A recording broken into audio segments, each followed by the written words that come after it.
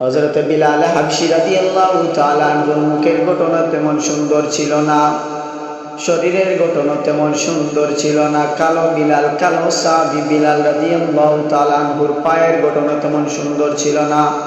উনি যে জায়গার মধ্যে পা মারতেন ওই জায়গা রেল লাইনের মতো হইয়া যাইতো। তাহলে বোঝা গেল হযরত বিলাল হাবশী রাদিয়াল্লাহু তাআলা অত্যন্ত কালো ধরনের একজন সাহাবী ছিলেন, কালো বর্ণের এক সাহাবী ছিলেন। কিন্তু নবী করিম সাল্লাল্লাহু আলাইহি ওয়াসাল্লামের আদর্শ লালন পালন করার কারণে উম্মতে মুহাম্মাদী পর্যন্ত কিয়ামত পর্যন্ত প্রত্যেক আনে ওয়ালা উম্মতরা হযরত বিলাল হাবশী রাদিয়াল্লাহু তাআলা আনহুকে অত্যন্ত মহব্বতের সাথে স্মরণ করে।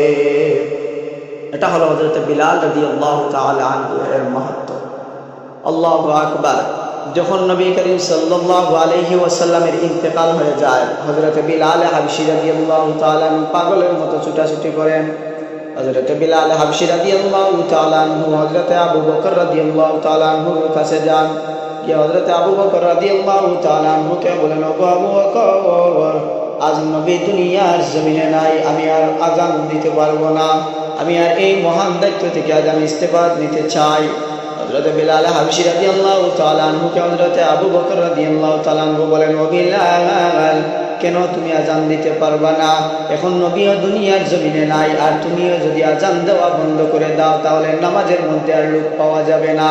হযরত বিলাল হাবশী রাদিয়াল্লাহু তাআলা আনহু বলেন, ও আবু বকর, আজ দুনিয়ার জমিনে নবী নাই, কিন্তু আমার নবী যখন দুনিয়ার মধ্যে জীবিত ছিলেন তখন আমি যখন আশহাদু আন্না মুহাম্মাদুর রাসূলুল্লাহ বলতাম, ডাইনে দিয়ে তাকিয়ে দেখতাম আমার নবী আমার কাছের মধ্যে দাঁড়িয়ে আছেন।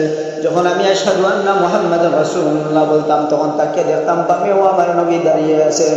কিন্তু আবু বকর, আর দুনিয়ার জমিনে আমার নবী নাই, আমি বিলাল আশহাদু আন্না মুহাম্মাদুর রাসূলুল্লাহ বলে কার দিকে তাকাবো, কার চেহারা মুবারক দেখবো? হযরত আবু বকর রাদিয়াল্লাহু তাআলা আনহু বলেন, ও ভাই বিলাল, এই মহান দায়িত্ব থেকে এখন তোমাকে ইস্তেফা দেওয়া যাবে না। হযরত আবু বকর রাদিয়াল্লাহু তাআলা আনহুর কথাটা হযরত বিলাল রাদিয়াল্লাহু তাআলা আনহু মেনে নিলেন। তাই তিনি তখন আর এই দায়িত্ব থেকে ইস্তেফা নিতে পারেননি। আরো কিছুদিন পর যখন হযরত আবু বকর রাদিয়াল্লাহু তাআলা আনহুর ইন্তেকাল হয়ে যায়, তখন হযরত বিলাল রাদিয়াল্লাহু তাআলা আনহু হযরত উমর রাদিয়াল্লাহু তাআলা আনহুর কাছে চলে যান। হযরত উমর রাদিয়াল্লাহু তাআলা আনহুর কাছে গিয়ে বলেন, এ উমর, দুনিয়ার জমিন থেকে যখন নবী করিম সাল্লাল্লাহু আলাইহি ওয়াসাল্লাম বিদায় হয়ে যান, তখন আমি হযরত আবু বকরের দরবারে গেলাম। আবু বকরকে বললাম আমাকে এই মহান দায়িত্ব থেকে ইস্তেফা দেওয়ার জন্য, কিন্তু তখন হযরত আবু বকর রাদিয়াল্লাহু তাআলা আনহু আমাকে ইস্তেফা দেননি। ওগো উমর,